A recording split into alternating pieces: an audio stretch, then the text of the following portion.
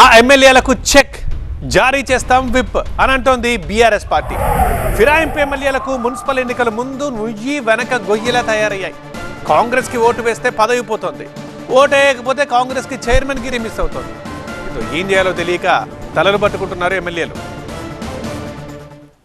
Telangana municipality ఎన్నికల వేళ మరోసారి పార్టీ మారిన ఎమ్మెల్యేలు హాట్ టాపిక్ గా మారారు. బీఆర్ఎస్ లో గెలిచి కాంగ్రెస్ లో చేరిన 8 మంది ఎమ్మెల్యేలు అనర్హత వేటు నుంచి తప్పించుకున్నారు. స్పీకర్ తీర్పు తర్వాత హమ్మయ్య అనుకున్న ఎమ్మెల్యేలు ఇప్పుడు మున్సిపల్ ఎన్నికల్లో ఎక్స్ అఫీషియో ఓట్ల వల్ల వామ్మో ఎలా బయటపడాలని ఆలోచిస్తున్నారు. మున్సిపల్ ఎన్నికల్లో 7 ఎమ్మెల్యేలు కాంగ్రెస్ కోసమే పనిచేశారు, కాంగ్రెస్ అభ్యర్థులను గెలిపించుకున్నారు. ఇప్పుడు మున్సిపాలిటీ చైర్పర్సన్ల విషయంలో ఎమ్మెల్యేలు ఎక్స్ అఫీషియో ఓట్లు వేయాల్సి ఉంటుంది. స్పీకర్ తీర్పు ప్రకారం వీళ్లు బీఆర్ఎస్ ఎమ్మెల్యేలు కాబట్టి బీఆర్ఎస్ విప్ జారీ చేస్తే ఎమ్మెల్యేలు గులాబీ పార్టీకి అనుకూలంగా ఓటు వేయాల్సి ఉంటుంది.